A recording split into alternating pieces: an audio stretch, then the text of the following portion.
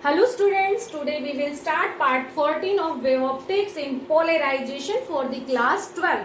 In my last video we have done Brewster law and the double refraction phenomena and scattering of light से polarized light reproduce करना, तो ये सब हमने last video में कर लिया है. ठीक है, तो आज जो हम करेंगे वो है application of the polarization. Last topic है पोलराइजेशन का. ठीक है, तो फर्स्ट एप्लीकेशन है objective of the microscope. They are fitted with the polaroids. ठीक है, जो माइक्रोस्कोप का ऑब्जेक्टिव लेंस होता है उसमें पोलराइड फिटेड होता है. क्यों होता है? ताकि जो स्मॉल स्मॉल पार्टिकल की ग्लेयर्स है, ग्लेयर्स क्या होता है, चमक होती है, उसको हम लोग अवॉइड कर सके. ठीक है, तो सेकेंड प्रॉपर्टी है useful in 3 dimensional motion picture. ठीक है, like the hologram. Then third, to improve the colour contrast in old oil painting. जब पेंटिंग आपकी ओल्ड हो जाती है तो उसमें कलर जो है वो आपके फेडेड हो जाते हैं. ठीक है, तो उनको और ज्यादा अच्छा बनाने के लिए वी यूज द पोलराइड. ठीक है, then fourth, in the optical stress analysis. Then fifth, for producing the sound in CD. And then sixth, to study the asymmetry of the crystal and the molecules. And seventh, in the trains and the aeroplane window. Trains या aeroplane window में 2 पोलराइड्स use होते हैं. एक Polaroid fix होता है और दूसरा Polaroid rotate होता रहता है ताकि वो दूसरी जो भी ट्रेन्स या फिर एरोप्लेन से इंटेंसिटी ऑफ लाइट आ रही है उसको कंट्रोल में कर सके. तो हम लोग एक तरह से सीधा सीधा ये भी कह सकते हैं कि जो पोलराइड्स है या पोलराइजेशन की एप्लीकेशन हम कहाँ करते हैं, जहां पर हमें लाइट सोर्स की इंटेंसिटी रिड्यूस करनी है. ठीक है, ये सब आप लोग नोट डाउन कर लो. इसके बाद और भी है जो कि इंपॉर्टेंट है. ओके, देन नंबर 8 पर सबसे पहले तो यही डाल लो, to control the intensity of any light source even we can make it zero भी हम लोग इसको बना सकते हैं. ठीक है, तो to control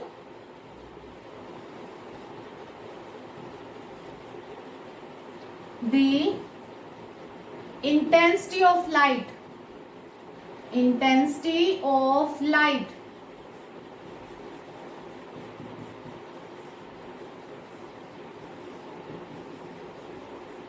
even we can make it zero भी हम लोग इसको बना सकते हैं. 9th, आप लोगों ने सभी ने सनग्लास देखे होंगे. ठीक है, सनग्लास हम क्यों पहनते हैं, गॉगल्स क्यों डालते हैं? जब भी हम बाहर निकलते हैं तो धूप से बचने के लिए. तो जो सन रेडिएशन आ रही होती है वो कैसी लाइट होती है आपकी? Unpolarised light.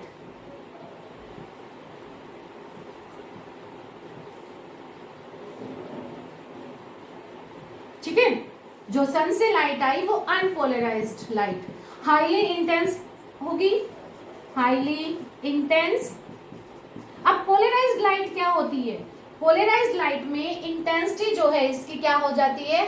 हाफ हो जाती है. और मैंने इससे पहले ही बताया आपको कि इंटेंसिटी ऑफ लाइट हम लोग पोलराइड्स को यूज करके रिड्यूस या इंक्रीज कर सकते हैं. ठीक है, लेकिन जब भी हमारे पास पोलराइज्ड लाइट आएगी तो उसकी इंटेंसिटी पहले तो वैसे ही ऑटोमेटिकली हाफ हो जाएगी. उसके बाद अगर हम एनालाइजर को रोटेट करते हैं तो भी हम उसकी लाइट को और ज्यादा रिड्यूस कर सकते हैं.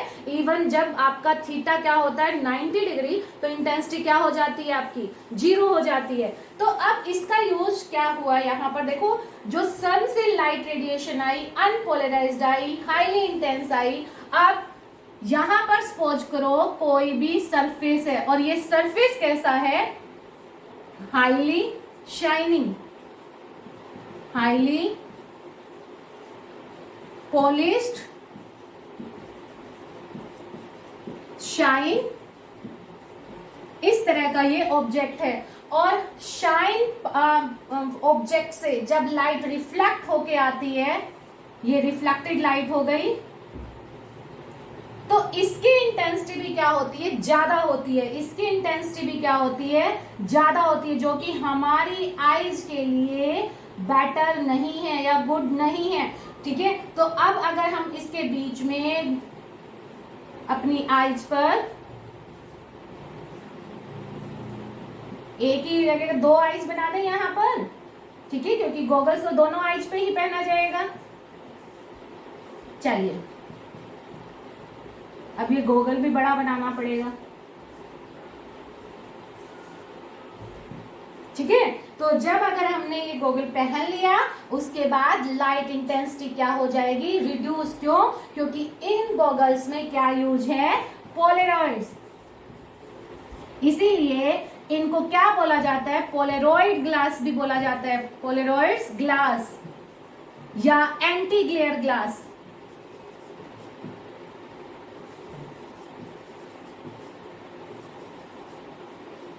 ओके, देन नेक्स्ट करते हैं, next application used in car. Car में कैसे यूज होता है, करते हैं साफ। चलिए, 10 used in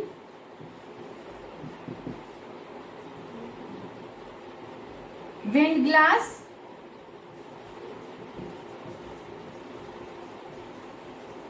and headlights. Headlights देखो, अब आपकी एक कार इधर से आ रही है, एक कार इधर से आ रही है, ठीक है। अब इसने बोला कि हम लोग पोलराइड्स का यूज विंड ग्लास और हेडलाइट्स में भी करते हैं। ये विंड ग्लास कौन सा ग्लास है, जो ड्राइवर्स के सामने लगा होता है, जो ड्राइवर्स के सामने लगा होता है। अब रात के टाइम जब वो ड्राइव कर रहा होता है, तो सामने वाले व्हीकल की लाइट सीधा उसकी आईज में लगती है, ठीक है। तो यहाँ पर सपोज करो ये कार 2 है, ये कार 1, ठीक है। इसकी जो हेडलाइट होगी,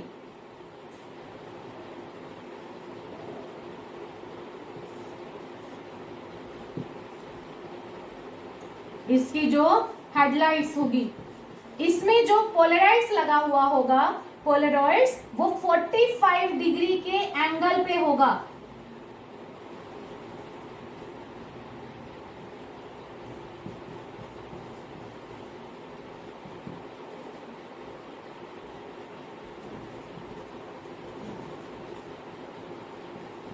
ठीक है, सेम इसी तरह से कार 2 जो सामने से आ रही है, उसके विंड ग्लास पर भी जो पोलराइड्स लगा होता है, वो भी क्या लगा होता है आपका,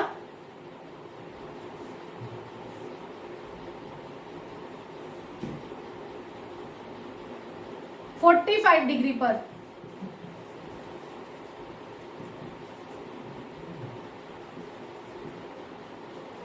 एट 45 डिग्री। लेकिन देखो, ये अगर आपका एंगल इस तरह से बना रहा है, तो ये जो एंगल है, ये भी 45 डिग्री एंगल इस तरह से बनाएगा, ठीक है। एक आपका इस तरफ हो गया, एक आपका 45 डिग्री इस तरह से हो गया, तो दोनों के बीच में जो एंगल बना, वो कितना एंगल बना आपका, 90 डिग्री का। मीन्स एक आपका है ये, तो दूसरा पोलराइड्स क्या है आपका, ये वाला, सॉरी, इसको ये कर लीजिए, ठीक है।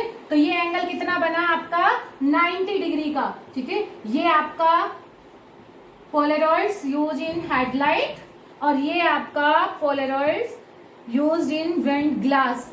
ओके, तो एंगल बना 90 डिग्री का। जब दोनों पोलराइड्स के बीच में एंगल 90 डिग्री है, तो इंटेंसिटी क्या हो जाती है, रिड्यूस हो जाती है, ठीक है। तो जो ड्राइवर्स की आईज में लाइट जाएगी, वो रिड्यूस इंटेंसिटी की होकर जाएगी, ठीक है। तो ये था कॉन्सेप्ट। ये नहीं कि ये हम एक ही कार की बात कर रहे हैं, हम 2 कार्स की बात कर रहे हैं, ठीक है। तो इसकी हेडलाइट्स का जो पोलराइड्स है, वो इसके विंड ग्लास के पोलराइड्स से मिलकर 90 डिग्री का एंगल बनाता है, जिसकी वजह से ड्राइवर्स की आईज में इंटेंसिटी जो है लाइट की, वो क्या होगी, रिड्यूस होकर जाएगी, ठीक है। And it will not be harmful for the driver, right. तो ये था आपका last topic, application of polarization of the polarization chapter.